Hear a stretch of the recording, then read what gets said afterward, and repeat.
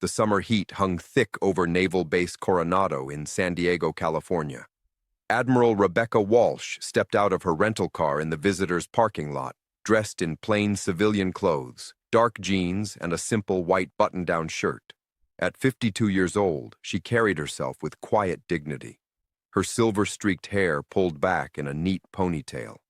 Most people wouldn't give her a second glance. That was exactly how she wanted it. Rebecca had spent the last 3 months at the Pentagon, buried in meetings and briefings. Today marked her first day back at the base she now commanded, but she'd arrived a day early on purpose. She wanted to see the place as it truly was, without the fanfare and formality that came with her rank. She wanted to observe her sailors and officers when they didn't know the Admiral was watching. The base cafeteria buzzed with the lunch crowd. Young sailors in their working uniforms filled the tables, their conversations mixing with the clatter of trays and silverware.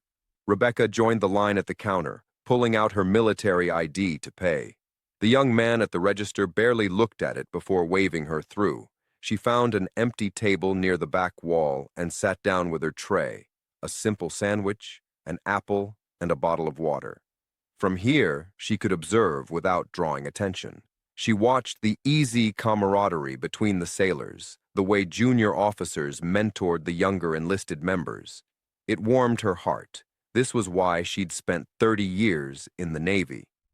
"Excuse me, ma'am, is this seat taken?" Rebecca looked up to see a female petty officer, perhaps 25 years old, holding her lunch tray with hopeful eyes. "Please, sit down," Rebecca said with a smile. The young woman sat across from her. "Thank you. I'm Petty Officer Sarah Chen. I don't think I've seen you around before." "I'm Rebecca. Just visiting for a few days," she replied, keeping her answer vague. They chatted pleasantly about the base, the weather, and life in San Diego. Sarah mentioned she was studying for her promotion exam, hoping to make second-class petty officer soon.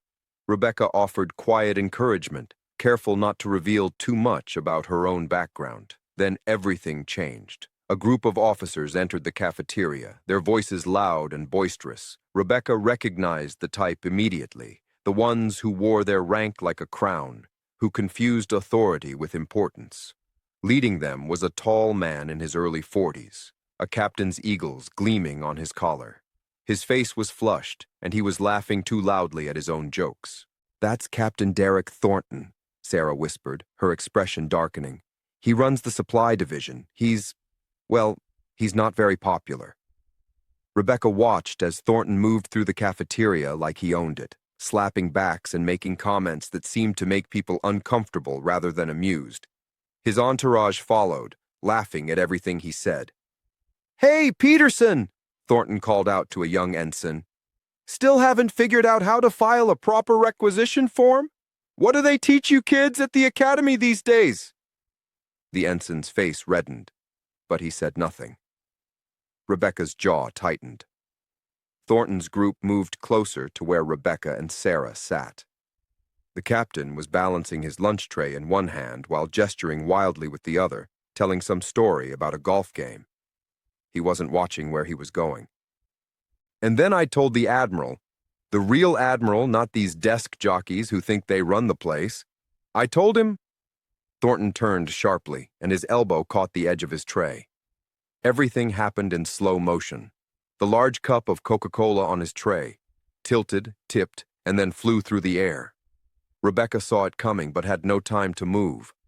The dark liquid splashed across her head, soaking her hair, streaming down her face, and spreading across her white shirt in a growing brown stain.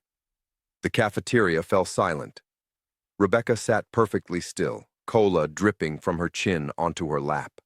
She could feel every eye in the room on her. Slowly, she reached for the napkins on her table and began to wipe her face. Captain Thornton stared at her for a moment, then burst out laughing. "Oh, man, I'm sorry, lady. I didn't see you there." His tone suggested he wasn't sorry at all. His friends started chuckling too. Sarah had jumped up, grabbing more napkins. "Sir, that was completely—" "It's just soda, petty officer," Thornton interrupted, still grinning. "No harm done, right?" He looked at Rebecca. "You'll dry off. Probably should have been paying more attention to where you were sitting anyway. Rebecca looked up at him, cola still dripping from her hair. Her blue eyes were calm, almost unreadable. Is that so, Captain? Something in her tone made his smile falter for just a second. But then he shrugged. Look, accidents happen. Tell you what. He reached into his pocket and pulled out a $5 bill, tossing it on the table. Go buy yourself another lunch, on me. The absolute condescension in the gesture made several nearby sailors gasp quietly. Sarah looked like she might explode. Rebecca carefully set down the napkin she'd been using. She stood up slowly, cola dripping onto the floor. At 5'8", she stood eye to eye with Thornton. Thank you for the offer, Captain. I'll decline. Suit yourself, he said with a dismissive wave. He turned to his friends. Come on, let's find a table away from the splash zone. Their laughter echoed as they walked away.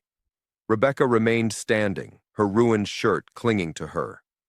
Around the cafeteria, sailors whispered to each other, some looking angry, others embarrassed on her behalf. Ma'am, I'm so sorry, Sarah said urgently. He had no right to— It's fine, Sarah, Rebecca said quietly. But her eyes followed Captain Thornton as he sat down across the room, already back to his loud conversation, having forgotten the incident entirely.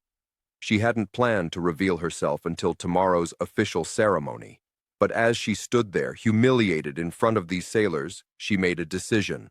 Some lessons needed to be taught immediately. Sarah, she said calmly, would you do me a favor? Of course, ma'am. Anything. Please find the base command master chief and ask him to come to the cafeteria. Tell him Admiral Walsh needs to see him right away. Sarah's eyes went wide as understanding dawned. Oh my God, you're the new Admiral? I am, Rebecca confirmed, and I think it's time Captain Thornton and I had a proper introduction. Part 2, The Reckoning. The whisper spread through the cafeteria like wildfire. Rebecca could see it happening. One sailor would lean toward another, mouths would drop open, heads would turn in her direction. Within 2 minutes, everyone in the room knew who she was. Everyone except Captain Thornton and his table full of sycophants, who were too absorbed in their own conversation to notice the shift in atmosphere. Command Master Chief Robert Harrison arrived in less than 5 minutes, slightly out of breath. He was a barrel-chested man in his late 40s, with kind eyes and a reputation for running a tight ship. The moment he saw Rebecca standing there, soaked in cola, his face went through a series of expressions, shock, anger, and then grim determination. Admiral Walsh, he said, coming to attention. Welcome to Coronado. I apologize for not being here to greet you properly. At ease, Master Chief, Rebecca said. This wasn't how I planned to announce my arrival either. She gestured at her ruined clothing. But here we are. Harrison's eyes flicked toward Captain Thornton's table, and his jaw clenched. I saw what happened, ma'am. That was completely unacceptable. I agree, Rebecca said calmly. She was still dripping, but she made no move to leave. Master Chief, I'd like you to ask Captain Thornton to join us. Don't tell him why. Just say there's someone here who needs to speak with him. With pleasure, ma'am. Rebecca watched as Harrison approached Thornton's table. She could see the captain's annoyed expression when he was interrupted, the impatient wave of his hand. But Harrison was insistent, and finally, Thornton stood up with exaggerated reluctance. This better be important, Master Chief, Thornton said loudly as they walked back across the cafeteria. I'm in the middle of my lunch break. Oh, it's important, Captain, Harrison replied, his tone absolutely neutral. When Thornton saw Rebecca again, he barely glanced at her. Is this about the spill?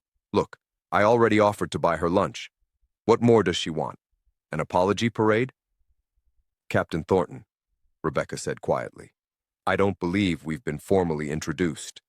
Lady, I don't have time for— He stopped mid-sentence as Rebecca reached into her back pocket and pulled out her military ID, still slightly damp. She held it up for him to see.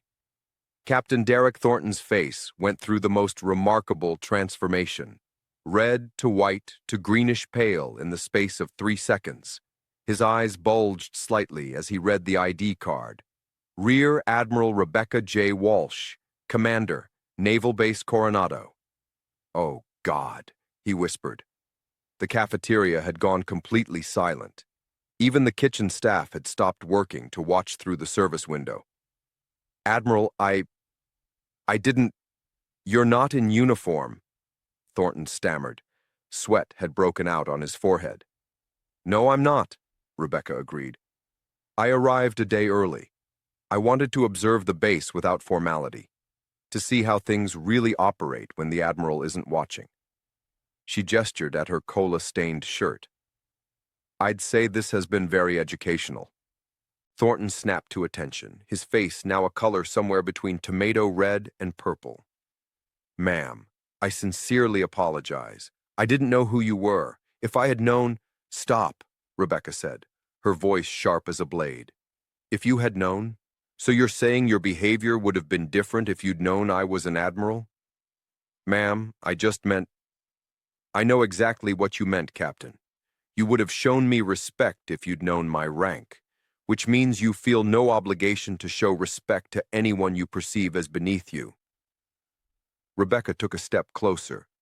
"That young ensign you humiliated earlier, what was his crime? Filing paperwork incorrectly while he learns his job?" Thornton's mouth opened and closed like a fish. "And me," Rebecca continued. "A woman sitting quietly in the cafeteria, bothering no one. You dumped soda on my head, laughed about it, threw money at me like I was a beggar, and suggested it was my fault for sitting where I was sitting." Her voice remained calm, but it carried to every corner of the silent cafeteria. "Tell me, Captain, is that how we treat people in the United States Navy?" "No, ma'am," Thornton said miserably. "I couldn't hear you." "No, ma'am," he said louder. Rebecca looked around the cafeteria at the faces watching them. Young sailors, hard-working men and women who dedicated their lives to serving their country. They deserved better than officers who abused their authority. "Captain Thornton, you will report to my office at 0800 hours tomorrow morning. Master Chief Harrison will provide you with the location. Come in your dress uniform. We'll be having a very long conversation about leadership, respect, and what it means to wear those eagles on your collar." "Yes, ma'am. Admiral, I truly am sorry." "Your apology would mean more if it wasn't motivated by fear of consequences," Rebecca said. "Dismissed." Thornton fled the cafeteria like his uniform was on fire. His friends at his former table suddenly found their food very interesting, avoiding eye contact with anyone. Rebecca turned to address the room. "For those of you I haven't met yet, I'm Admiral Rebecca Walsh. I took command of this base last month, but I've been at the Pentagon finishing up my previous assignment. I'm looking forward to working with all of you." She looked down at her ruined clothes and smiled slightly. "Though I promise our next meeting will be under better circumstances." A few nervous laughs rippled through the crowd. "Carry on with your lunch," she said. Then she turned to Sarah, who was still standing nearby, looking starstruck. "Petty Officer Chen, thank you for your company today. I meant what I said earlier. Keep studying for that exam. You're going to make a fine second class." "Thank you, ma'am," Sarah managed. Master Chief Harrison walked Rebecca out of the cafeteria. Once they were in the hallway, he allowed himself a small smile. "That was handled perfectly, if you don't mind my saying so, Admiral." "I minded the cola more than the disrespect," Rebecca said dryly, though both were unwelcome. "Tell me honestly, Master Chief, is Thornton always like that?" Harrison's smile faded. "I won't speak ill of a superior officer, ma'am." "That's an answer in itself," Rebecca said. "All right, I need to go back to my hotel and change, but I want a full briefing on Captain Thornton's division by 1700 hours today. Performance metrics, personnel complaints, everything." "You'll have it, ma'am." As Rebecca walked toward her car, still sticky with cola, she felt a strange sense of satisfaction. She hadn't wanted her first impression to be as the admiral who publicly dressed down a captain, but sometimes leadership meant addressing problems head-on, even when they literally spilled into your lap. Tomorrow would bring the formal ceremony, the speeches, the proper protocols. But today, she'd learned something valuable about her new command, and she'd sent a clear message. Rank didn't give anyone the right to treat others with contempt. Rebecca stood in her hotel shower for 20 minutes, washing the sticky residue of cola from her hair for the third time. Even after she felt clean, she stood under the hot water, letting it wash away the tension of the day. She'd faced enemy combatants in Iraq, made split-second decisions that affected thousands of lives, and negotiated with foreign military officials. But something about Thornton's casual cruelty had gotten under her skin. It wasn't the humiliation. She'd endured worse in her 30 years of service. It was the ease with which he'd done it, the thoughtless way he'd dismissed another human being. That kind of attitude didn't develop overnight. It was cultivated, allowed to grow unchecked. By the time she dressed in a fresh uniform and returned to the base, it was almost 5 in the evening. The Master Chief was waiting in her temporary office with a thick folder and a grim expression. "This is everything on Captain Thornton and his division," Harrison said, setting the folder on her desk. "And ma'am, it's not pretty." Rebecca spent the next 2 hours reading. Performance reviews, incident reports, informal complaints. A pattern emerged that made her stomach turn. Captain Derek Thornton had been at Coronado for 18 months. In that time, his supply division had seen a 40% increase in personnel transfers, people requesting reassignment to other divisions or other bases entirely. Exit interviews, when they mentioned reasons at all, used careful language, seeking new challenges, looking for different leadership styles, personal growth opportunities elsewhere. But 3 interviews had been more direct. A female lieutenant junior grade had written, "Captain Thornton creates a hostile work environment through constant belittlement and inappropriate comments." A male ensign, leadership style focused on humiliation rather than instruction. A chief petty officer with 19 years of service. "I've never felt less valued as a sailor." There were also incident reports. Thornton screaming at a young sailor who'd made a data entry error. Thornton sending a junior officer to fetch his dry cleaning, a personal errand completely outside military duties. Thornton making comments about a female sailor's appearance during a staff meeting.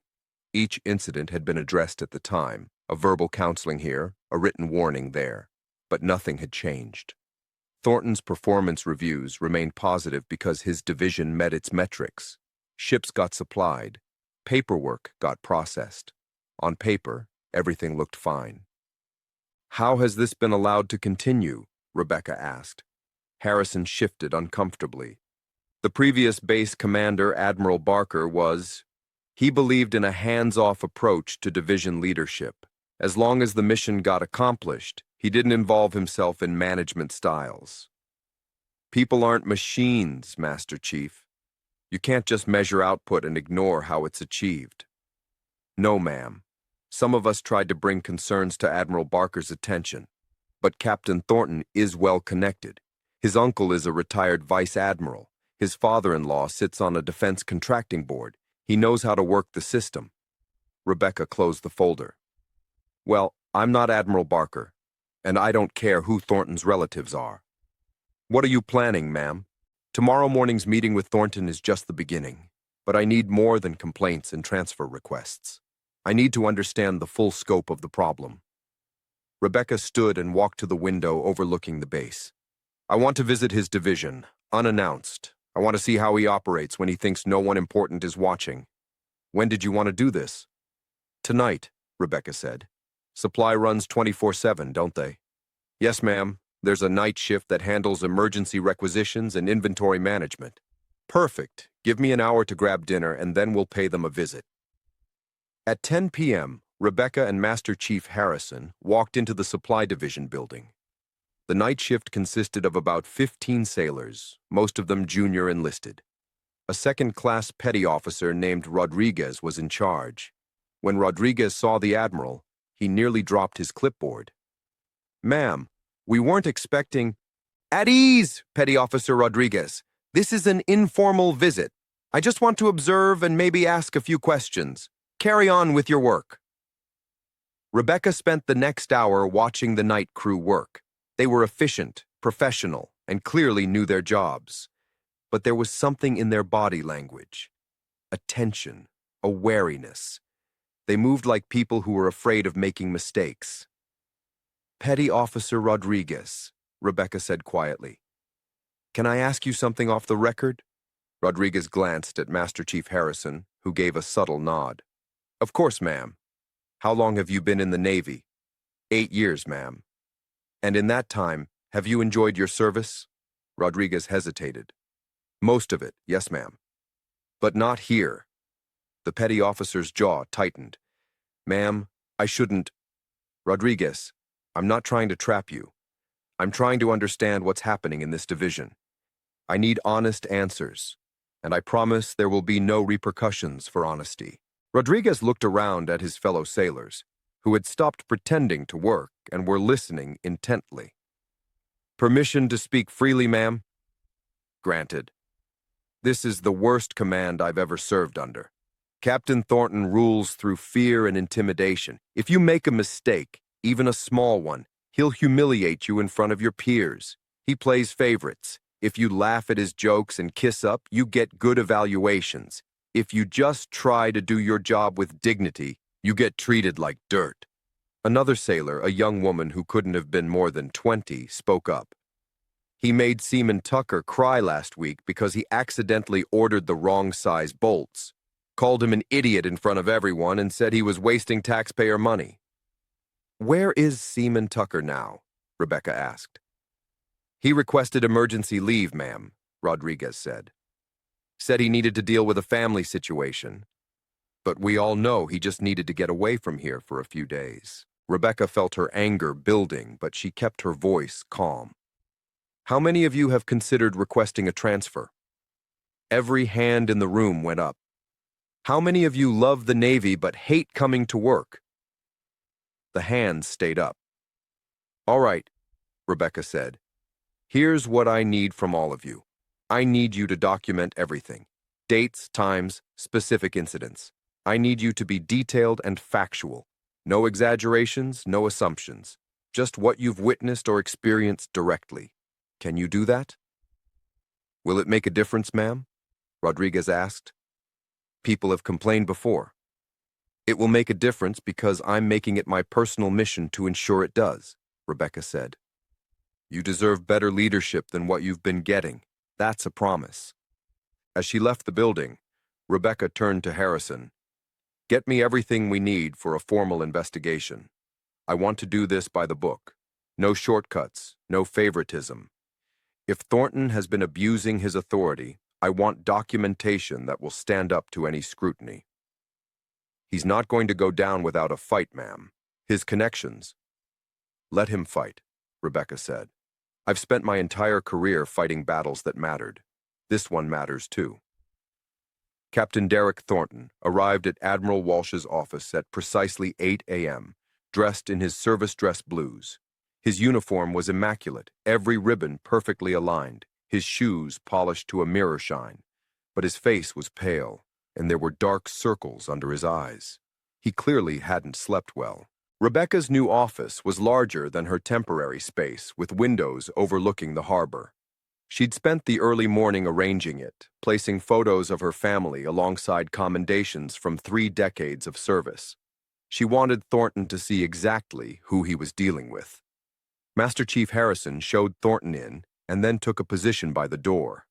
Rebecca had asked him to be present as a witness. Everything that happened in this room would be documented. "Captain Thornton, please sit," Rebecca said, gesturing to the chair across from her desk. Thornton sat rigidly, his hands on his knees. "Admiral, I want to again express my deepest apologies for yesterday's incident. It was inexcusable." "It was," Rebecca agreed. "But we're not here to discuss a spilled drink. We're here to discuss your leadership of the supply division." She saw the flash of defensiveness in his eyes before he controlled it. "Ma'am, My division consistently meets or exceeds all performance benchmarks. Our supply chain efficiency is rated excellent, and we've had zero critical shortages in the past year. I've seen the metrics, Rebecca said. Very impressive numbers. But tell me, Captain, do you know how many personnel transfer requests your division has generated in the past 18 months? Thornton's jaw tightened. Some sailors aren't cut out for the demands of supply work. 40% of your personnel have requested transfers. That's not about the work being demanding. That's about the work environment being toxic. With respect, ma'am, I run a tight ship. Some people don't appreciate high standards. Rebecca opened a folder on her desk. Let's talk about these high standards. Last week, you made Seaman Tucker cry because he ordered the wrong size bolts. You called him an idiot in front of his peers and told him he was wasting taxpayer money. He made a mistake that cost us time and resources. He's 19 years old and 6 months into his first Navy assignment, Rebecca said. Mistakes are how people learn. Humiliation is how you create resentment and destroy morale. Thornton's face was reddening. Ma'am, I don't appreciate my leadership style being questioned based on gossip from disgruntled sailors. This isn't gossip, Captain. I visited your night crew last night. I spoke with Petty Officer Rodriguez, who has 8 years of exemplary service, and told me this is the worst command he's ever served under. I've read exit interviews from 3 separate officers who cited hostile work environment. I've documented 16 separate incidents of verbal abuse, inappropriate personal errands, and gender-based comments. Those incidents were addressed at the time, Thornton said defensively. I received counseling. And nothing changed, Rebecca countered, because you don't think you did anything wrong. You think that rank gives you the right to treat people however you want. Thornton stood abruptly. I've dedicated my career to the Navy. I've served in combat zones. I've earned my position through hard work and— Sit down, Captain, Rebecca said quietly, but there was steel in her voice. Thornton sat. I've also served in combat zones, Rebecca continued. Iraq, twice, Afghanistan. I've made life and death decisions. I've lost people under my command. And I learned something in all those years. True leadership isn't about making people fear you. It's about making them trust you enough to follow you into danger. She stood and walked around her desk, leaning against it as she faced Thornton directly. Your sailors don't trust you. They fear you. They come to work dreading what mood you'll be in, what mistake will set you off, who you'll target for humiliation. That's not leadership. That's bullying with rank insignia. Ma'am, I'm not finished, Rebecca said. Yesterday, in that cafeteria, you showed me exactly who you are.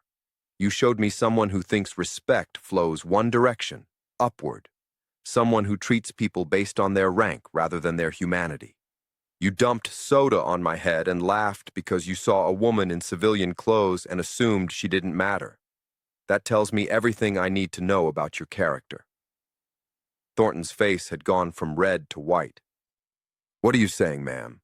I'm saying you have 2 options. Option 1, you resign your